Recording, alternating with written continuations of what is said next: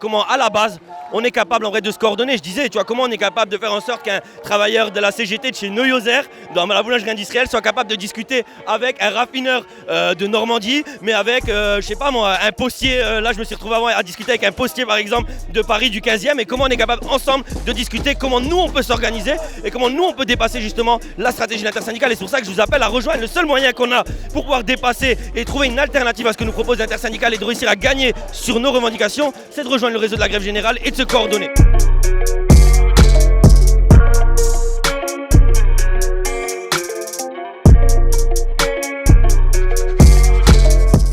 Bonjour à tous, ici Arthur Nicolas pour Révolution Permanente. On est en direct de la manifestation parisienne du 1er mai. Alors vous le savez, ce 1er mai il est un peu particulier, non seulement parce qu'il s'intègre dans l'immense bataille qui a commencé le 10 janvier contre la réforme des retraites, mais au-delà de ça, c'est aussi un 1er mai important parce qu'un certain nombre de dirigeants syndicaux, notamment Laurent Berger, sont en train de dire qu'ils vont quitter le mouvement, que ça ne sert plus à rien de faire des grèves de 24 heures alors que c'est ce qu'ils ont appelé à faire pendant près de 4 mois.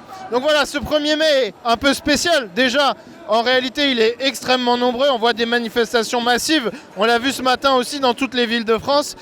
Et donc, on va aller dans ce cortège du 1er mai, aller poser la question de voilà déjà quels sont les bilans de ces 4 mois de lutte, de comment continuer la grève malgré ces décisions de l'intersyndicale. Et on va notamment aller poser la question aux militants du réseau pour la grève générale qui ont appelé à une manifestation nationale aujourd'hui, une montée nationale. Donc, il y a des gens qui sont montés de Lille, de Metz, de Mulhouse, du Havre pour aller manifester aujourd'hui à Paris. Et donc on va aller leur demander leur avis donc voilà, sur cette situation, sur comment continuer la grève et sur les premiers bilans. Et après on ira le discuter avec voilà, les syndicalistes qui sont venus dans le cortège de tête, qui sont venus derrière aussi. Donc voilà. Alors on est avec Christian Porta qui est de la CGT Neuhauser. Alors pour ceux qui ne connaissent pas, c'est une boulangerie industrielle qui se situe un peu au nord de Metz. Pourquoi vous êtes venu aujourd'hui à Paris dans la manifestation du réseau pour la grève générale?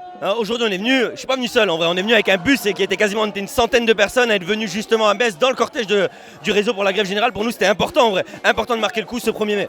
Je suis monté parce qu'il y avait une grosse action qui était prévue pour le 1er mai, ça me paraissait important de visibiliser un réseau qui a montré sa détermination pendant la lutte.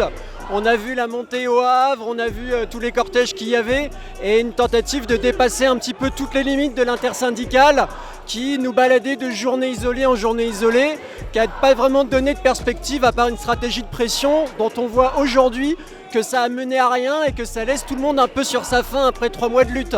Pourquoi cet appel du réseau pour la grève générale à faire une manifestation nationale sur Paris? Pourquoi vous avez fait cet appel? Je pense que l'appel est très simple. Je pense qu'on a besoin aussi de se regrouper aussi. Les différents secteurs, je ne vais pas tous les nommer parce qu'il y a un certain nombre, mais aussi pour donner aussi un caractère aussi, de dire on ne dépend pas uniquement de l'intersyndicale. C'est qu'à la base, et partout dans les secteurs où on voit partout que, justement, les gars, ils veulent avoir la droite de décision sur la politique maintenant et sur la stratégie. Si aujourd'hui, il y a un recul un peu des grèves qui peuvent repartir demain, c'est aussi parce qu'il y a une politique de l'intersyndicale qui est la politique de la défaite. Et nous, on veut gagner. Et les travailleurs, les travailleuses et la population et la jeunesse, ils veulent gagner. Nous justement, on était sur Metz et on était aussi en train de contester en vrai cette stratégie que l'intersyndicale est en train de nous proposer, ces journées saut de mouton. On savait très bien qu'on allait droit dans le mur et du coup on a fait une AG interpro chez nous pour justement réunir un peu tous les secteurs, des énergéticiens, l'agroalimentaire comme moi ou encore par exemple des travailleurs et des travailleurs de la chimie. Voilà. Et du coup quand on a vu l'initiative du réseau de la grève générale, et ben, pour nous c'était normal de le rejoindre et de rentrer dans justement cette idée d'essayer de coordonner un peu tous les secteurs en lutte. Et ça a permis justement de mettre des énergéticiens de la centrale de Cattenom par exemple en relation avec des raffineurs de Grand Puy et des travailleurs de l'agroalimentaire comme moi par exemple ensemble pour pouvoir discuter de stratégie. En fait c'est un réseau où il y a des syndicalistes, des militants, des jeunes, des intellectuels, des avocats, des gilets jaunes, tous ceux qui en fait ils ont envie de se batailler, y compris contre la réforme des retraites, mais pas en rester là. Pas juste demander le retrait d'une simple réforme, mais aussi aller chercher beaucoup plus. Ça émane d'une tribune qu'on a sortie au mois de janvier avec plus de 300 militants, syndicalistes, avocats, intellectuels, artistes, y compris l'artiste Adèle Haenel qui fait partie du réseau, le philosophe Frédéric Lordon. Et il y a plein de syndicalistes, de militants du mouvement ouvrier de partout en France qui sont dans ce réseau et qui essayent de le construire. Alors on est avec Anas Kazib dans cette manifestation du 1er mai. Vous avez organisé une montée nationale avec le réseau pour la grève générale. Pourquoi c'était important de faire ça pour vous ?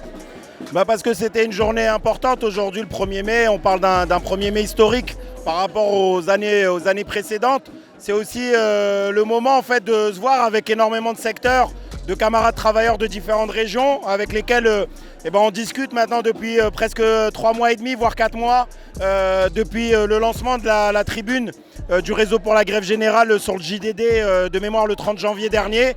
On faisait des réunions avec les gens d'Île-de-France à Paris, mais en distanciel avec ceux qui habitent dans d'autres régions. Et puis là, c'était important que certaines délégations soient montées, d'essayer de montrer aussi qu'il y a une volonté de continuer le combat, de faire reculer le gouvernement, que pour nous, ce n'est pas un baroud d'honneur, on n'a pas lâché la mobilisation. De marquer le coup aujourd'hui, de dire que c'est tout sauf un baroud d'honneur pour nous, que ce qu'il faut discuter aujourd'hui, c'est manifester tous ensemble, indépendamment des étiquettes syndicales, en interprofessionnel, les travailleurs de différents secteurs, ceux qui ont construit le réseau pour la grève générale, mais aussi la jeunesse, les étudiants, les lycéens, les gilets jaunes, tous ceux qui manifestent et qui veulent vraiment en finir avec cette réforme des retraites, mais aussi poser tout un tas d'autres revendications comme la question des salaires. On voit que les taux d'inflation, c'est 25% d'augmentation qui est prévu d'ici la fin juin sur l'alimentaire, qu'il y a les factures d'énergie qui explosent. Voilà, donc il y a énormément d'attaques de la part du gouvernement. On voit qu'ils sont déjà en train d'appeler les organisations syndicales à rediscuter, à se remettre autour d'une table pour enclencher une nouvelle attaque. C'est la loi travail XXL, XXXXL. Et donc pour nous, c'était important d'être là aujourd'hui, de dire que c'est pas un baroud d'honneur et discuter plein de batailles. C'est ça qu'il faut qu'on discute, qu'on se mette tous les secteurs ensemble. C'est le but un peu du réseau. Et on espère qu'il y aura beaucoup de monde à notre cortège aujourd'hui pour envoyer ce message clair au gouvernement, aux directions syndicales aussi, de dire qu'on ne va pas rentrer chez nous. Et voilà, et c'est pour ça qu'on a appelé à cette manifestation, à ce cortège en particulier. Tu es élève avocate et tu fais partie du collectif d'action judiciaire, le CAJ. Est-ce que tu peux nous expliquer déjà pourquoi vous avez créé ce collectif qui est tout nouveau ? Du coup, le collectif d'action judiciaire, en effet, on l'a créé pendant le mouvement. Il réunit des avocats, des juristes, des travailleurs du droit qui font le choix de mettre leurs compétences au service du mouvement, qui font le choix de défendre les travailleurs, de défendre les classes populaires, de défendre les étrangers, les habitants des quartiers populaires. On pense que c'est important que les avocats y prennent position. Je pense que c'est important que les avocats y prennent position.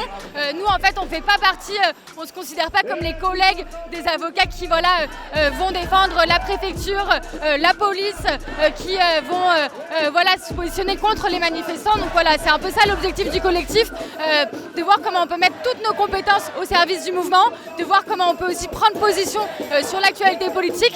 Aujourd'hui, on a un cortège aux côtés du réseau Grève Générale parce que précisément, on a un avis sur la question des directions syndicales. On pense que le plan qui a été proposé, il n'est pas à la hauteur et c'est pourquoi on a fait un cortège aujourd'hui. Le 1er mai, c'est évidemment une mobilisation contre la réforme des retraites, mais aussi de nombreux travailleurs qui se battent pour leur salaire et pour leurs conditions de travail. C'est le cas de Nathalie qui travaille au CIVUM, ce sont les éboueurs du sud de Paris, de l'Essonne, du Val-de-Marne, de la Seine-et-Marne. Ça fait 4 semaines et demie que vous êtes en grève, est-ce que tu peux nous rappeler pourquoi ? En fin de compte, nous avons demandé des revendications concernant le salaire, concernant le matériel, concernant la solidarité entre nous tous, mais surtout le fait que 64 ans, c'est pas possible. Comment voulez-vous que des rippers, ces personnes qui sont derrière vous, derrière les camions, à essayer de ramasser tous vos poubelles, vont monter, descendre toute la journée, et tout ça à 64 ans. Mais il faut un peu réfléchir. C'est inadmissible de voir ça. Donc voilà, nous, ça fait plus d'un mois qu'on se bat pour tout ça et on ne nous entend pas. Alors là, vous êtes en train de récolter des sous pour votre caisse de grève. On sait que c'est un enjeu important dans les grèves reconductibles. Pourtant, les directions des syndicats, elles n'en ont pas forcément parlé pour tout le mouvement. Pour vous, c'est vraiment un outil indispensable ? Complètement. Si on n'a pas ça, on ne fait pas une semaine. Là, on est à un mois et un peu plus. Il nous faut vraiment plus sur notre caisse de grève pour pouvoir tenir au moins 15 jours, 3 semaines encore. Parce que de toute façon, ils ne veulent rien lâcher. Alors oui, on vous mettra dans la description le lien pour participer à la caisse de grève des Sivom. Toi, tu as participé aux réunions du réseau pour la grève générale. Quelle utilité tu y vois à ce réseau? Alors j'ai participé à quelques-unes. C'est très utile parce que si on veut construire un mouvement, justement, si on veut préparer cette grève générale, ça ne se fait pas en 2 mois, ça ne se fait pas en 1 mois, c'est très long. C'est un mouvement qui peut être très très long et il faut continuer, il ne faut pas lâcher. Ça peut prendre plusieurs années, mais va falloir qu'on résiste et qu'on attaque. Va falloir tenir une politique syndicale et offensive. Et puis maintenant, il va falloir envoyer un message aux directions syndicales notamment.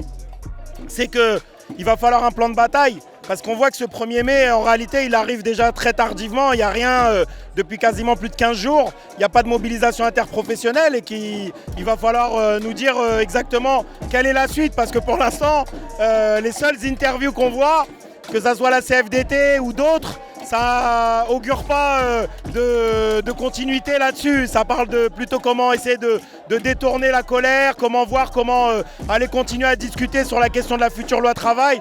Et donc aujourd'hui, c'était important d'être là massivement et de montrer notre détermination 4 mois après. On a vu que ça fait plus de 10 journées de mobilisation et que en fait, pour la première fois, on voit ce type de cortège qui aurait dû être fait depuis un moment.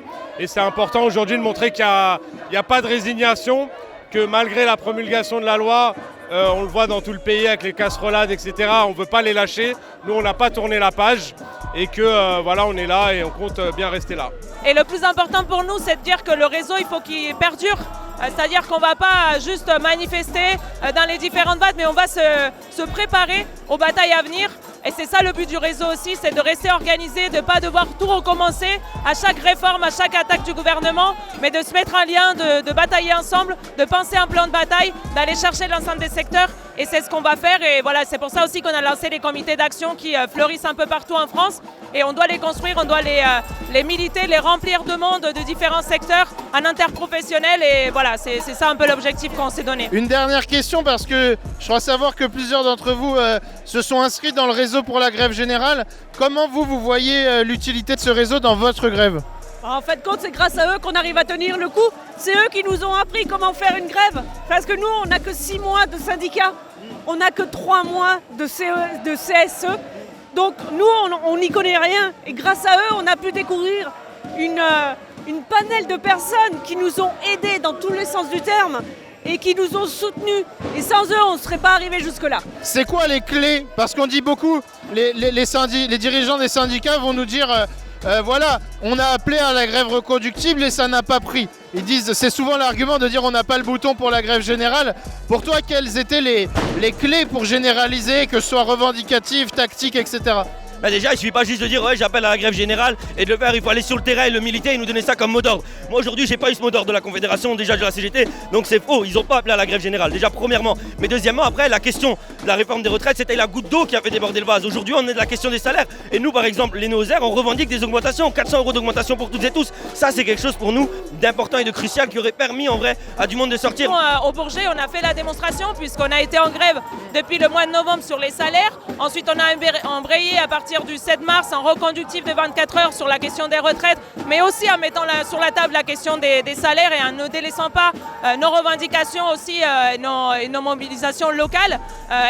C'est ce qui nous a permis de gagner. On a gardé des taux de grève quand même pas négligeables, y compris en comparaison avec le reste de la SNCF sur notre établissement circulation de Paris-Nord.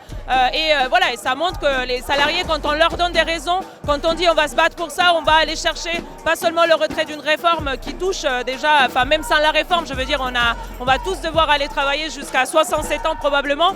En fait, si on ne met pas d'autres revendications autour de la table, c'est difficile pour les travailleurs d'accepter de perdre du salaire, de sacrifier du salaire quand on arrive à peine à finir les mois. Tu as parlé de stratégie, aujourd'hui on arrive un peu dans un point de rupture. Il y a Laurent Berger qui cherche à sortir du mouvement. De fait, il a expliqué qu'on ne pouvait pas mentir aux travailleurs en disant qu'on manifestait toutes les semaines, ça allait obtenir le retrait après la promulgation de la loi. T'en penses quoi, toi, de ce moment-là et de qu'est-ce qu'il faut faire? Mais justement, il y en a beaucoup, ils voient ce moment-là comme un baroud d'honneur.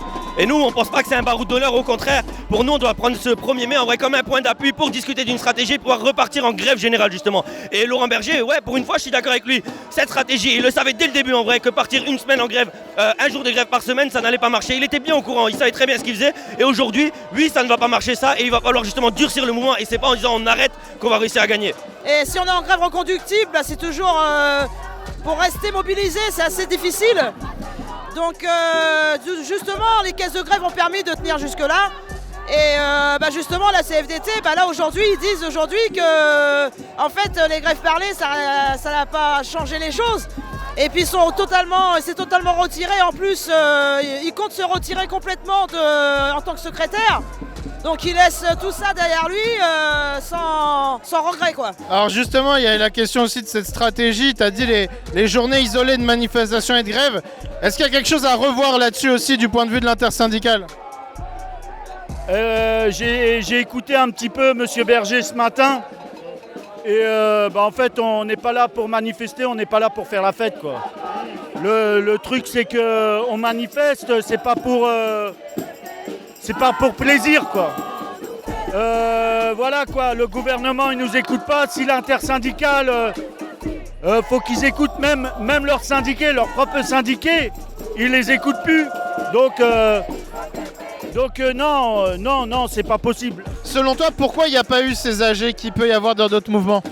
Je pense que c'est aussi une faiblesse dans l'extrême gauche. En vrai, on a vu beaucoup d'organisations d'extrême gauche qui normalement ont en vrai cette politique d'aller dans les organisations, essayer de proposer des coordinations, etc. Et on les a vues complètement absentes en vrai dans ce mouvement. Et ça, c'est un problème aujourd'hui.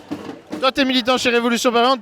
Donc pour toi, le NPA, Lutte ouvrière n'ont pas non plus aussi tenter assez de choses dans cette mobilisation, c'est un des bilans que tu tires ? Bah oui, moi je pense que quand tu as une mobilisation en vrai aussi haute, où tu as 3 millions de travailleuses et travailleurs dans la rue et en grève, 3 millions, ça s'est pas vu depuis, je pense, 68, je pense. Ça fait longtemps qu'on n'a pas vu ça. Oui, moi je pense que le boulot d'un militant d'extrême gauche comme moi, ce n'est pas juste d'aller diffuser un tract devant une boîte et de dire voilà, il se passe ça dans ta boîte. Non, c'est aussi de proposer en vrai une stratégie, d'expliquer aussi, de discuter qu'est-ce que c'est l'intersyndicale, qu'est-ce qu'elle fait la bureaucratie syndicale et de proposer en vrai des cadres d'organisation et de dire justement qu'il faut s'organiser à la base parce que c'est aux grévistes de décider de leur grève. Avec Révolution Permanente notamment, dont tu fais partie, vous avez, et d'autres camarades syndicalistes, vous avez lancé le réseau pour la grève générale dont on en parlait tout à l'heure. Je discutais avec un autre militant qui estimait aussi qu'il y a eu une faiblesse de l'extrême gauche dans ce mouvement. Est-ce que toi aussi c'est quelque chose que tu partages ? Que le NPA ou Lutte ouvrière n'ont pas fait assez dans l'auto-organisation, dans la construction d'une stratégie alternative ? Bah oui, effectivement. Enfin, je pense que mis à part Révolution Permanente, qui est aussi à l'initiative du réseau pour la grève générale, enfin on n'a pas inventé quoi que ce soit. Les gens le savent que c'est impulsé par les travailleuses, les travailleurs de Révolution Permanente. Maintenant, c'est rejoint très largement. Enfin, il y a des camarades de différentes organisations syndicales, différents partis politiques, certains qui sont même pas organisés du tout. C'est ce qu'on propose aujourd'hui qui fait que le réseau pour la grève générale, il a été le premier dans la bataille et aujourd'hui encore, il est en train d'essayer de réclamer une continuité. Et on voit qu'il y a beaucoup de dynamisme parce que les gens ont une lucidité dans le réseau pour la grève générale, c'est qu'ils ont compris depuis le départ que les grèves journées isolées allaient être un problème, un obstacle. C'est pour ça qu'on a essayé de poser très rapidement la question du plan de bataille, la question de la convergence, de la coordination.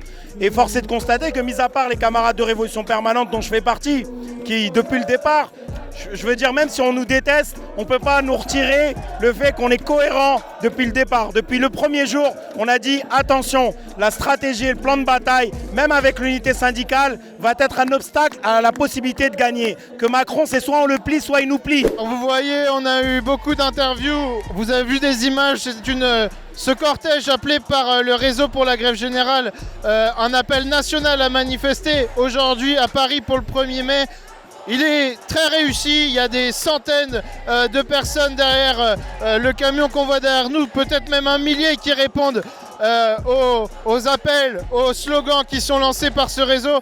Voilà, avec un message clair que vous avez entendu. Oui, il faut tirer les bilans des 4 mois qui sont passés, 4 mois où l'intersyndicale n'a cessé d'avoir cette stratégie de l'apaisement permanent, une stratégie de journée saute-mouton qui arrive au même point aujourd'hui que la lutte de 2010 contre la réforme des retraites. Voilà, ces bilans, il faut les tirer, les bilans d'une stratégie de la défaite. Et c'est ce que veulent faire les militants du réseau pour la grève générale, par ailleurs, qui vous invitent tous et toutes à construire les comités d'action pour la grève générale, pour se regrouper tous ceux qui ne veulent pas que le 1er mai soit un baroud d'honneur et qui veulent aussi continuer le combat, non seulement contre la réforme des retraites, mais aussi pour soutenir toutes les grèves sur les salaires, sur l'inflation. On a entendu la syndicaliste du CIVAM, des Boueuses.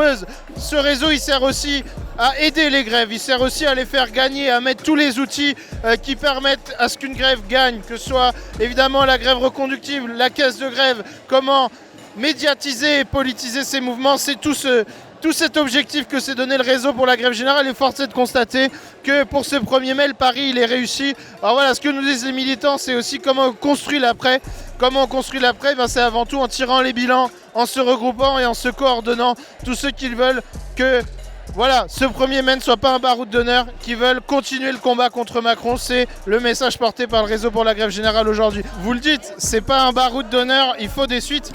Il y a beaucoup de personnes qui se posent quand même la question, sans l'intersyndicale, qu'est-ce qu'on va faire? Donc toi, qu'est-ce que tu proposes, qu'est-ce que tu penses qu'il va falloir faire après le 2 mai? La réalité, c'est qu'attention, on ne dit pas c'est un baroud d'honneur ou pas, on dit qu'il ne faut pas que ça soit un baroud d'honneur. La réalité, c'est que s'il n'y a aucun appel formulé, il n'y a pas le moindre jour de grève qui est annoncé ce soir ou demain, ça sera de fait une forme de baroud d'honneur sur la réforme des retraites. Mais c'est pas de notre fait à nous, je veux dire par là, c'est pas nous qui sommes responsables de que ça soit un baroud d'honneur. Est-ce que l'intersyndicale va se dire, il y a encore plus d'1 million de personnes dans les rues, il faut continuer à appeler à la grève, ou est-ce qu'elle va dire, non, on va en profiter pour se sauver? C'est ça le problème. Maintenant, moi, ma volonté, c'est qu'il y ait un plan de bataille qui soit défini. Je veux dire par là, moi, je vois chez moi, il y a l'envie de se battre sur les salaires aussi. Il y a beaucoup de choses. Les gens ne sont pas démoralisés. Il y a du fatalisme néanmoins. Il ne faut pas se mentir. C'est qu'il y a des gens qui considèrent que oui, la loi, elle est passée. Oui, le plan de bataille, il n'est pas suffisant. Mais est-ce qu'ils sont démoralisés? Non. On voit qu'il y a beaucoup de...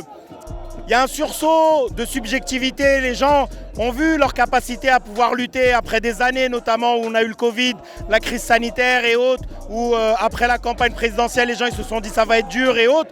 Et qu'on voit qu'il y a une volonté en réalité de lutter, il y a une volonté de faire bloc face à tout ça. Et qu'il va y avoir d'autres combats qui vont arriver. Maintenant, c'est soit on s'arrête là et on essaye de se revoir dans les prochains combats, soit on se dit, plutôt que de se retrouver à lutter dans 3 mois, dans 4 mois, peut-être si on met nos efforts et notre énergie dès maintenant, on a moyen d'en finir avec le clou sur lequel on était en train de taper et en même temps éviter ce qui se passe. Je veux dire, la loi Darmanin, c'est un recul grâce à la mobilisation. Le SNU, c'est un recul grâce à la mobilisation. Le fait que le gouvernement soit terré, il serre des mains dans des vestiaires cachés, qu'il soit obligé de sortir par l'arrière de TGV et autres, ça montre qu'il y a une radicalité qui s'exprime, il y a une colère, il y a des travailleurs qui sont là, qui ne veulent pas lâcher l'affaire. Ça s'exprime beaucoup par les casserolades aujourd'hui qui sont le symbole de la colère. Mais la force des travailleurs, c'est la grève. Sans grève, sans blocage de l'économie, boîte par boîte, organisée, sans une structuration par des assemblées générales, des coordinations interprofessionnelles, Macron il joue trop gros, il ne peut pas reculer comme ça. Il ne va pas reculer pour quelques manifs, des casserolades d'autres. La seule chose qui peut le faire reculer, c'est quand le patron de Total, il va prendre son téléphone, le patron de la SNCF, de EDF, de Thales, de Airbus, et vont lui dire hey, mon coco, on est en train de perdre trop de milliards, chez nous c'est le bazar, il y a les travailleurs qui sont tous en grève, arrête ta réforme parce que ça va partir trop loin. Et en fait à chaque fois on a fait l'expérience que les journées isolées ça ne payait pas, ça ne menait à rien, et il faudrait peut-être un moment que en gros les organisations syndicales proposent autre chose que des stratégies qui ont perdu depuis des années. Alors comment justement selon toi on peut leur imposer une stratégie dont ils ne veulent pas? Comme on le fait avec le réseau pour la grève générale, déjà en montrant l'exemple et en montrant que en allant sur les piquets de grève, en allant là où il y a des actions radicales qui se mènent, en soutenant ces choses-là, et en fait on voit bien que ça galvanise les gens, que ça entraîne et que c'est ça qu'il faudrait faire mais à beaucoup plus grosse échelle. notamment peut-être aussi en mettant toutes les caisses de grève dont les syndicats disposent au service de la lutte pour permettre à tous les secteurs les plus précaires de rentrer dans la lutte, de rentrer dans des journées reconductibles en ayant la confiance en fait. La question c'est de voir comment on met sur la table aussi des revendications qui vaillent la peine.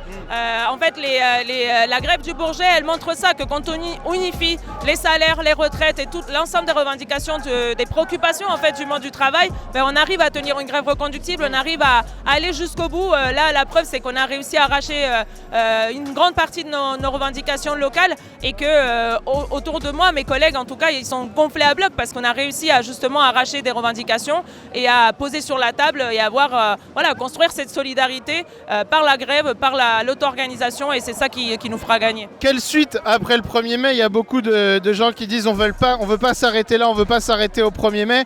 Pour toi, comment on doit s'organiser pour la suite, sachant qu'il y a évidemment la réforme des retraites, mais il y a aussi l'inflation, il y a l'opération Ambouchou, il y a la loi anti-immigration. Comment on fait pour continuer après ce 1er mai? Ouais, il y a la loi travail aussi qui va revenir et faut justement alimenter les collectifs comme le réseau pour la grève générale. Ce serait vraiment une défaite qu'on repart tous dans la nature après cette séquence-là. On a la nécessité de continuer de s'organiser. C'est ce qu'on commence à faire avec des comités d'action, justement par différents secteurs, pour justement qu'il y ait autre chose, qu'il y ait des choses justement entre les grèves carrées que propose l'intersyndicale nationale. Aujourd'hui, la réalité, c'est qu'il n'y a aucun secteur qui à lui seul peut proposer une alternative. Mais si on est de plus en plus nombreux à être convaincus que cette stratégie était mauvaise et qu'il y a la nécessité de s'organiser dans des comités d'action, dans des cadres interpro, etc., il faut le faire. Et c'est ce qu'il faut continuer à alimenter dans tous les secteurs, pas seulement à Paris, mais partout en France. Merci beaucoup Yacine. On est arrivé place de la Nation où les cortèges viennent d'arriver il y a maintenant peut-être une demi-heure, 45 minutes. Alors la manifestation sur Paris, je pense assez énorme, plusieurs centaines de milliers de manifestants. Le cortège s'est divisé même en 2 avenues pour arriver ici place de la Nation. On voulait faire des interviews aussi de personnes qui ont manifesté en dehors du cortège réseau pour la grève générale, mais malheureusement on est arrivé ici où il n'y a plus trop les conditions pour faire de telles interviews, où la police a totalement cerné la place de la Nation, a fait usage de plusieurs canons à eau qui sont dispersés sur les avenues attenantes. Énormément de charges, comme vous avez pu le voir aussi sur Révolution Permanente. Sûrement de nombreuses interpellations. En tout cas, ce qui est sûr, c'est que les 3000 policiers qui étaient déployés pour cette manifestation, ils étaient là dans un but, c'était de réprimer. Et ce but, aujourd'hui, il est au moment où on vous parle, il est clairement en train d'être mis en œuvre avec une place de la Nation qui est noyée sous les gaz, si vous pouvez le voir derrière moi. Et voilà, beaucoup de personnes qui sont venues, des syndicalistes. On a vu aussi des familles qui sont en train de reculer, de fluer face à la répression policière. Donc voilà, merci d'avoir suivi ce reportage pour Révolution Permanente. On vous rappelle, on a besoin de votre soutien, on a besoin de vos dons financièrement. On est en train de lancer une campagne de souscription car RP a besoin de vous, a besoin de votre soutien, que ce soit des dons de 2 €, 5 €, 10 €, toute l'aide est bienvenue. On vous invite vraiment à nous donner, ça va nous permettre de développer ces formats, d'acheter du meilleur matériel, de développer toutes nos activités. On vous remercie. Voilà, on a besoin de la presse indépendante, comme nous dit une manifestante. Et voilà, on compte sur vous. Merci de votre soutien.